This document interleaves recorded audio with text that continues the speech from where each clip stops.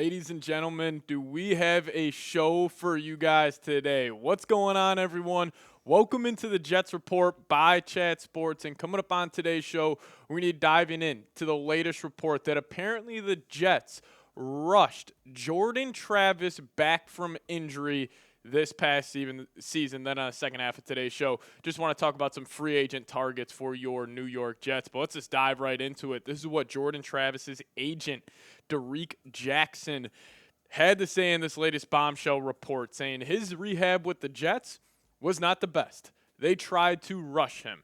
It was too fast. There was pressure on the coaching staff, and they tried to get him going sooner than the timeline really was. That caused the setback, and we had to shut him down completely. Now, no matter what way you look at this, this is an awful look for the New York Jets. I mean, the fact that you had a rookie quarterback coming off a major injury, and you were trying to rush him back to get some low-quality reps at the second half of the year, I think it's a disaster for New York. I mean, this is an awful look. But the good news is that the new New York Jets regime is here, so hopefully this changes things. Hopefully this isn't an issue moving forward because, just the stench that this old Jets, front office and brass have had throughout this organization is bad. It was a losing culture. It was a losing franchise. And that was just a loser move by this past regime to try to rush Jordan Travis back from injury to see him maybe get, week 18 reps or whatever their plan was. But I don't get it. I think it was a joke by the New York Jets, but hopefully the new regime ends up changing this whole thing. But I do want to show Jordan Travis some love on today's show. If you guys could, go down there, hit that thumbs up icon. This kid has battled through a ton of adversity throughout his playing career, just playing the game of football. So if you guys want to show him some love, hit that thumbs up icon like today's show. Now, coming up for the rest of today's show, we're going to be going over some of the top Jets free agent targets from 2025 NFL free agency. We got some big names on here, and we also got some guys that I think are likely to sign with the New York Jets because of their connections with this new Jets coaching staff and front office. But the first name being Milton Williams, defensive tackle of the Philadelphia Eagles. Now, he is one of the most sought-after free agent defensive linemen in this entire year's class, and he's 25 years old. He'll be entering his 26, or he'll be turning 26 here in early April. So he's going to be entering the prime of his NFL career. And this guy is a monster from the interior. He's great at getting interior pressure, had one of the best pass rush grades, according to PFF, in the entire NFL. I believe he was actually second, but he had 5 sacks this past season. He's been fairly healthy throughout his whole NFL playing career, playing in every single game except for one back in 2023. But he had 7 TFLs, 5 sacks, 1 forced fumble this past season. But more impressively, he was awesome in the Super Bowl. He had 2 sacks on Patrick Mahomes, 2 TFLs, stopping the run, just playing some high leverage football and playing some of his best football. And he also had that forced fumble on Mahomes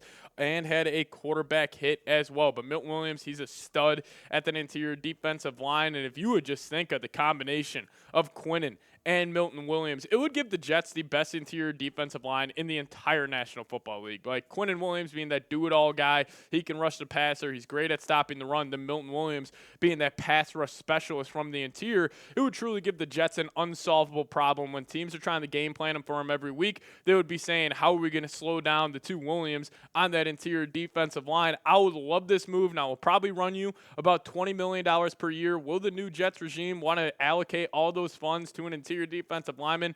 I am not sure, but I'm sure Aaron Glenn and Steve Wilkes would love to bring Milton Williams into this Jets organization. But how about another cornerback here, Rasul Douglas? Now, Rasul Douglas does have, or he was linked to the New York Jets in a Bleacher Report article a couple of weeks ago, just talking about that Rasul Douglas could be that guy that ends up replacing DJ Reed, because it is looking like DJ Reed will leave the New York Jets in free agency. That was reported by Connor Hughes that apparently the Jets are going to cut ties with DJ Reed, and this was well reported. DJ Reed, during the last month of the season, it didn't really feel like he was, too invested in being a part of the New York Jets organization. And, I thought there for a second with Aaron Glenn, Steve Wilkes, new defensive, coaching staff. You're going to have new personnel on that side of the football. Maybe DJ Reed would want to return to the New York Jets, but it's seeming unlikely that he will do so. But listen, DJ Reed was awesome for the Jets this past season. I think he's really one of the most underrated cornerbacks in the National Football League.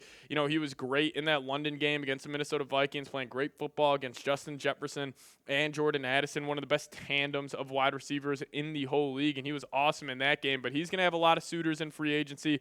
Reportedly, the Vikings actually like him a whole lot, so I could see them tossing DJ Reed possibly, $14, $15 million per year, and that might just be out of the Jets' price point. But also Rasul Douglas, he's going to run the Jets probably around $13 million per year. This is the latest contract projection according to PFF for number 31 right here, the Buffalo Bills. But it also would be nice to take a guy from a division rival here. But, Rasul Douglas, hell of a player, and the Jets are going to have to make a move at that second cornerback spot next to Sauce Gardner. Whether that's free agency or the draft, I think they would lean free agency since this is not the best cornerback draft we've seen over the last couple of years. But I would love him to be the signing. But my dream signing for the Jets would be Milton Williams. He would just give the Jets an unsolvable problem on that interior of the defensive line. So you guys let me know, who is your dream free agent signing for the New York Jets? You guys let me know your thoughts down below in the comments section. Alrighty, so moving on here in our free agent target list for the New York Jets, Milton Williams, Rasul Douglas, and next up, let's talk about a guy who has connections to this new coaching staff here in New York. What about Derek Barnes? Now, Derek Barnes did not play a whole lot for the Detroit Lions this past season, as I believe he was only active in 3 games. And, yeah, he was 10 tackles in 3 games. Was a former he played at Holy Cross for his collegiate football, but he's 6 foot, 240 pounds, very physical linebacker, and he's 25 years old, coming in from Covington, Kentucky. So he's still, hasn't fully hit his peak of his NFL career. And, with him having ties to Aaron Glenn, maybe he wants to stay with him and go try to develop under him. And listen, linebacker is not a need for the Jets whatsoever. I mean, you got Quincy Williams, you got Sherwood, you got a bunch of solid guys at that linebacker spot, but he could definitely follow this Lions staff to the Jets. Now, this isn't a guy where I'm saying, the Jets need to go out and sign him. This is just a player who I think is likely to follow this past regime in Detroit to the New York Jets. So I think he's an option, but also a former Detroit Lion. What about Tim Patrick? Now, the Jets are most likely going to cut bait with Devontae Adams, probably going to designate him as a pre-Jew first cut. Will save the Jets around $30 million, so they would have a massive need at that wide receiver 2 spot. Understand you have Malachi Corley. He'll probably play more of a hybrid role where, he is that true slot receiver. Line him up in the backfield, line him up outside, have him play any sort of position offensively. But I do think Tim Patrick would be a great stopgap wide receiver 2 for the Jets. And I don't mean he is going to, solve the issue at the wide receiver 2 spot next to Garrett Wilson, but he would buy the Jets some time. Like, even if you want to draft a receiver in the 3rd or the 4th round, having Tim Patrick in there would at least give you some insurance. And he was good for the Lions this past season. He had 3 touchdowns, just under 400 yards. He's a very solid, sure hand wide receiver. Whatever route it is, whatever your game plan is heading into that week, he will go out there and execute it. Is he most talented guy? No, he's not on the level of some of these other top wide receivers out there right now. But also, you could sign him on a possible 1-year, $3-4 million deal. Just have a guy who understands the offense, get in there, play some good football next to Garrett Wilson. So I like the idea of Tim Patrick being that kind of stopgap wide receiver 2 for the New York Jets. But again, another former Detroit Lion, Marcus Davenport. This one's simple here. I'm just going to say I have no interest on Marcus Davenport. This guy, he's kind of been a head case over the last couple of seasons. He's been in and out of lineup due to injuries. I think he's only played in 2 games over the last 2 years with the Minnesota Vikings and the Detroit Lions. Now, this guy was a first-round pick. I think he was 14th overall to be exact. He had all types of talent coming out of college, but then again, I just have no interest in him. I would rather have the Jets, allocate those funds elsewhere. But then I could see Aaron Glenn wanting to take a chance on this guy. Clearly, their Lions defensive coaching staff had some sort of interest in him, giving him a 1-year, $10+ million deal this past free agency cycle. So I could see the Jets having some interest in him. But hey, if you guys made it to today's show, just hit me with a Go Jets down below in the comment section if you guys could. Want to see where all the real ones are at. And also, friendly reminder, hit that subscribe button. Lock us in. Don't miss a thing around your New York Jets. We'll see you guys next time. As always, Go Jets.